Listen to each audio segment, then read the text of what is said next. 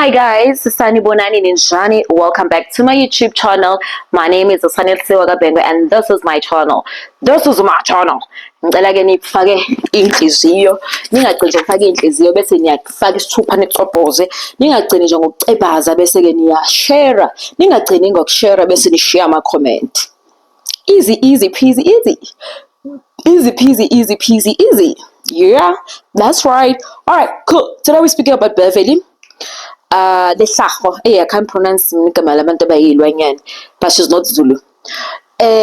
She is a young girl that we do not know what she does, but what she's doing right now, she just got married to some Nigerian guy who is being accused of being a scammer from his country, and he ran away to this country. Gaisha ngemoto ezi okay, sharp. And they've only been dating for 3 months only, according to a girl, and they've already will you marry me wamshaya isiphahla somcimbi eDubai. Khuluma ngengane nje mhlawumbe no-24 if ungena nangu girl. Nangu girl, mbukeni. Nangu girl. Shaya ngezinqa ey'ngaka. Let me take you back. This girl, she stole apparently 3 million from the head of municipality, eThekwini municipality, uSandile Ngcobo, lo hlala eToti. uSandile Ngcobo kwamasipala weTheku. He is the head of amathenda kodwa yena ophethe kwa-SCM kodwa-ke ngoba iy'mali uyayikhipha nje mekuthandile nje ukukhiphela iy'mali yabakhiphela abantu amathenda nje nena namancane ngakwenza ube rich uSandile nje within a minute if you are lucky. Sharp. Uma ungafana nathi namabhadi ngeke nje ngisho guys nje uSandile. Hey. But-ke oSandile ke labo. So Sandile is the head of municipality. He is like but at the tender in the tender space, the SCM space, uphethe abamathenda. So khuluma phela sinikeza amathenda kade sesibacela anyway. So Sandile, this girl first, let's take it back. This kid with the big bums was dating DJ somebody, the DJ somebody low club who died. I think yes. Saint or something. DJ somebody was gunned down. What to Chula Wabula like 2 or 3 years ago, 2 years ago. Wabula DJ somebody. Ebe Jola na lengane. DJ somebody was married and then was dating this girl. A side to girl. Tengeli out. Tell apartment 17. Sharp. Shona uDJ somebody ugirl ngathi kodwa vele bese cheater ngathi shuthi unkosikazi akasathanga le audio ngoba ugirl uthi nokusada ise audio yakhe ugirl ke wabonakala ematriphini eyale kanti usejola abani noSandile asazi ukuthi bahlangana kanjani ngoba uSandile nale amanzi nolima amanzi no paraffin maybe wam DM ugirl wase-offerisha imali wathi hey nansi imali comes to Joburg mhlawumbe nje wavela wathi nje how much you need mhlawumbe ugirl wase 50k waseSandile qo imali amasipali khona. Sandile is currently uhamba icala la Doti. There was a mayor, Mamzandile Gumede, so they all in that group bahamba icala la Doti. It's been like 6 years. He was suspended and he came back. Mamzandile never came back.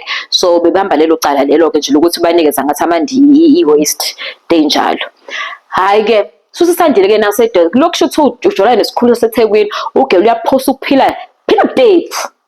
Hey, uyabona thina sho uNkulunkulu akasifuni kuyacaca ngoba phela ugel sokulamadoda bangene kulamadoda anemali bangene kula ashona amanye aboshwa amanye ke lapha nje kumnandi nje baphila right. Sharp girl. Now Beverly Ndini in the mistake yokujola nosa by the way siyamphika manje uthi akamregard as ex umregada kanti kodwa uyavuma ukuthi yes sure okay wait let me tell the story so Beverly was in the house or in the apartment that Sandile bought for her or rented for her. Bamshaya nemali u3 million. But my question is, what are you doing with 3 million? Shembe uNkulunkulu umuntu engawazi ukuhlala endlini, uhlala no3 million endlini. Hey, niyabuza uhlelo uguy no3 million onke. Hey, unikeza ushiya ugelo ngamazi. Amhla ngezinqa nje. Shadile uSandile, ushade no I think it's Vuyo or something. Yo, and it's got like about 8 or 9 kids. If not 9, it's 8 or 6, but nje isiningi ingane zakhe. Right. Naye Sandile leaves this girl with 3 million. Now, do you not know whether she knew about the 3 million in the house or she didn't know about the 3 million in the house. But see, according to girl, the money was not stolen by her. The money was stolen by he hasn't again sense by agent agent knew there was money. How does the agent know? The agent landing if I'm renting a house or if I'm renting a house, like for instance in this apartment, this hotel, the hotel staff not gonna come in here or the management without my knowledge, you know. So according to Gelige, kwangene estate agent, nansi into ayibhalile la guys. Estate agent isonesa ntshontsha imali and nakaregadi uSandile as ex yakhe. How girl? So you agree with you in the house? You agree that you guys were there? Like you were dating. What were you doing with the man that you are not dating, that you don't regard as an ex? And then the man was spoiling you in holidays. Cishe ngathi kuspoila ngemali emasipala. Ngiyadlala shembe nje imali yakho uSandile ayisebenzela uSandile ngqo. So girl says, girl she's dumb. Funa ngabe uthi nje hey, angazange 3 million mina social. So according to social media on Twitter right now, bathi ke ugirl wayintshontsha le mali. Kusho ukuthi njengoba kusanele naye account, bathi wayintshontsha le mali ugirl, but uSandile can't do anything because nayo imali ayithola illegal according to Twitter. So let it go. Ngeke akwazi ukuthi aye yena yombopha because futhi ngeke akwazi uSandile ukuthi athumele umuntu ayovula icala like nje wishiwishi. So asaba wela ukujula nendoda angazi njani noma intshontshayo kodwa ngizothatha u3 million ingakwazi nokungibopha ngoba izobe icabangela idignity ngoba ngeke ikwazi umvuka. Ayithatha hayi futhi ogeli baqukula u3 million wonke. Hayi ukuthi sasuthi nje ngiyacabanga phela u3 million shuthi kwakule bhokisi elingaka, shuthi elingaka ibhokisi. Ukuleni imali yakho girl wahamba wavuka ngeNigerian thenga iPorsche girl, Nigerian drive Lamborghini.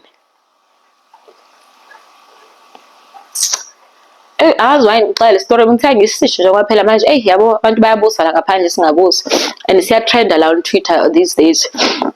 Ugeli-ke manje usehlala eCape Town kushadile-ke neGlentuzane within 3 months bashaya ngemoto ezivutha. Abanye bathi le moto lelo 1.5 million is the 3 million that you took from. And then ugirl comes in with some paperwork ukuthi there's a proof. My girl, proof of payment does not work. I could write a proof of payment now, I paid $1 million. Now they changed this thing.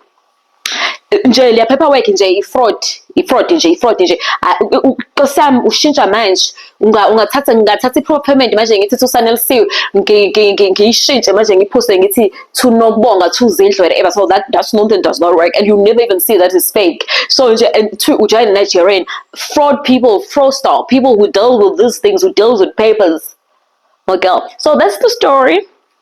So Sandile was very, at some stage when this thing was training, was very depressed, but she's still there. I mean, if there's money, I wouldn't leave too. I will stay and cheat, you know.